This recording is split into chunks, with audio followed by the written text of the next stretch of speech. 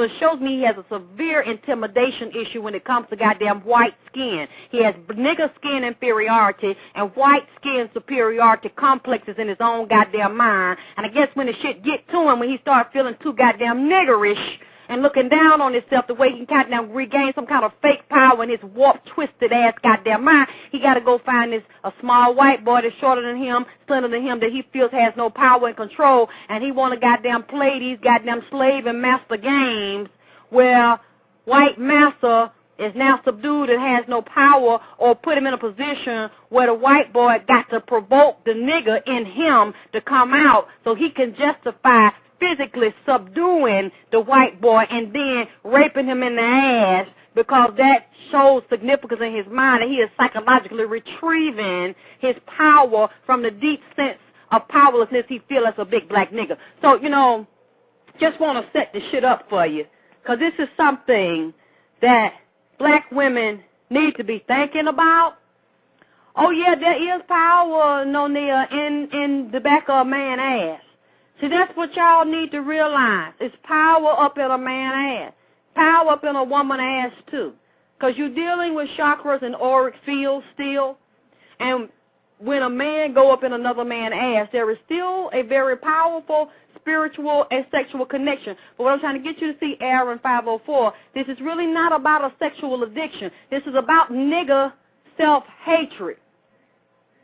And you have to realize that sex is not always about just the sex act and the arousal, because this man can only get aroused when he is fucking a smaller, shorter white man in the ass, making him call him a nigger and say, fuck me, nigger. So that tells me there's a very low sense of self-hatred and a black skin inferiority complex, because he feels like a powerless big black nigger, and the only thing that he can associate with power or retrieving power in his mind is fucking a white boy in the ass.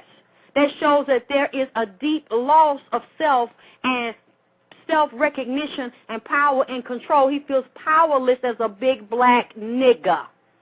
That's what I'm trying to get you to see. Because he does not fuck black men in the ass and say, fuck me, nigga, because a black man will say that to you, too. There is no power. There's only weakness when he sees fucking a black man up in his ass. There ain't no power in a black man's ass, because he sees himself as a big black nigger that has no power in his ass, that's powerless and has lost control, locked in a white man's world that he's subjugated by, that's taking his power from him. So the only way he can retrieve and tap into his power is going up in a goddamn white man's ass.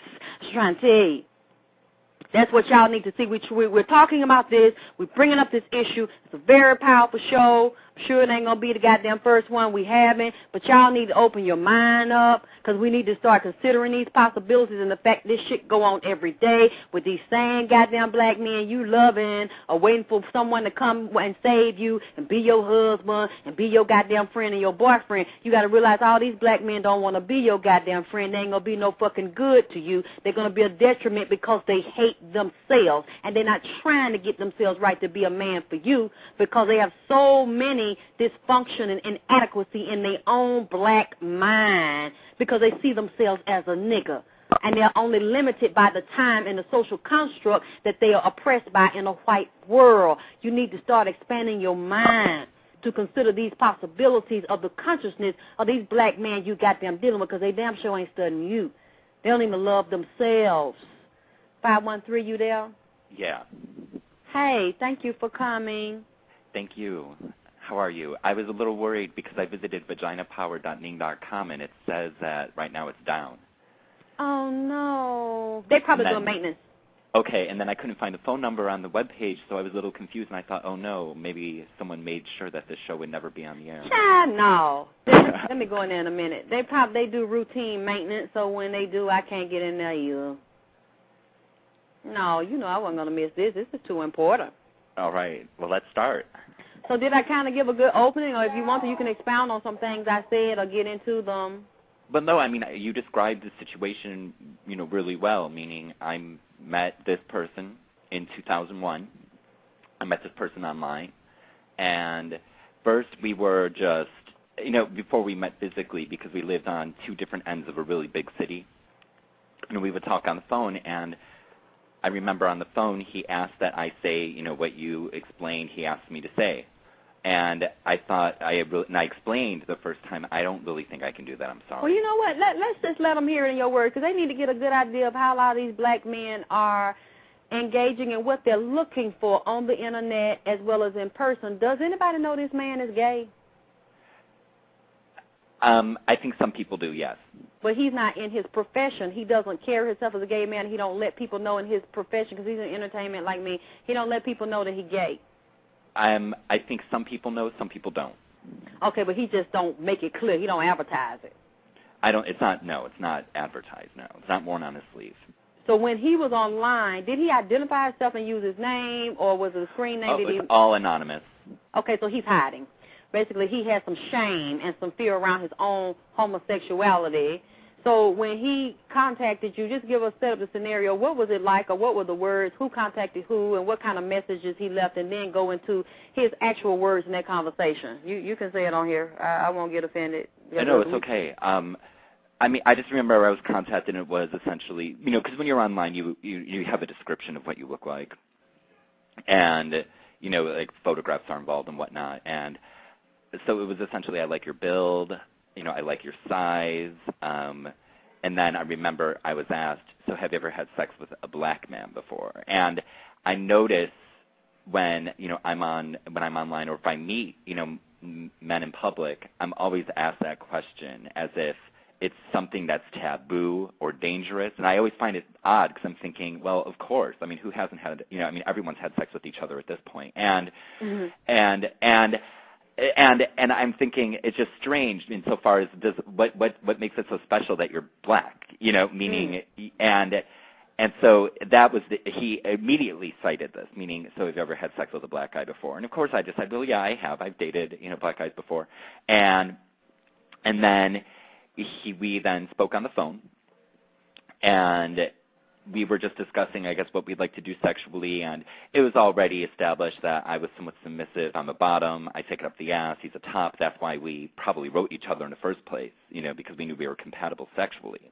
Mm-hmm. And then as we were speaking, you know, and I thought, oh, he's really attractive. I like his build. You know, I was really attracted to him. And then so when on the phone he said, oh, could you say this? And, you know, because we were talking, and then he would say, oh, could you do me a favor? I really need to have an orgasm. And I'm thinking, okay, so the guy wants phone sex. And then he would tell me, okay, I need you to say this to me. And I would say what? And then he would say it, but he would whisper it. Exactly what, just Tip, you can say the word exactly. What did he say he wanted you to say? And then fuck me, and then the N-word. So just, he said, can you say on the phone right now, fuck me, nigga? Yes. And how did you feel? Well, I couldn't do it at first. I just asked, why do you need me to say this? And I would ask, could I maybe, you know, and I would try to say other things and not that. Mm-hmm. And, you know, he would just say, no, I need you to say it. I need you to say it. And it was almost as if you were dealing with someone who was addicted to something. He needed to hear this word. He could not have an orgasm unless that word was said. And I just finally decided, fine, I will do it, you know. And then I returned his calls for about 2 weeks afterwards, because I just thought, okay, I did it. It's done. I don't want to see this person. I don't even want to meet him. I don't want to speak to him. Well, you know, eventually a call after call after call, you know, there's a point when someone calls you so much, like you cannot ignore the calls anymore. So he just kept flooding your phone. Right. And so I finally decided, okay. And then we would speak, and then I met him, you know, we met in person, and when I was in person with him, we were, you know, having sex, and I will admit, I mean, the sex was, he'd fuck me really hard. It wasn't, you know, like pleasurable anal sex, meaning he would fuck me hard. He would want me to sit on his dick, spin on his dick. Spin on the dick? Well, yeah, you know, like, you know. Wait a minute, I ain't did that yet. How do you spin on the dick? Well, you know, I mean, someone's lying on their back, they're hard, it's up, right, it's erect, and your ass, you know, is on the dick, and you're just, you know, moving your pelvis in a circular motion. You're kind of spinning, you know, so like the walls rotate around the dick. I mean, you need to give me some damn sex tip, because I ain't did that yet. That's why I'm asking. Well, right. So you spinning on that dick. And he would tell me, you know, like, I really like it when you're just rubbing your ass against my dick, and, you know,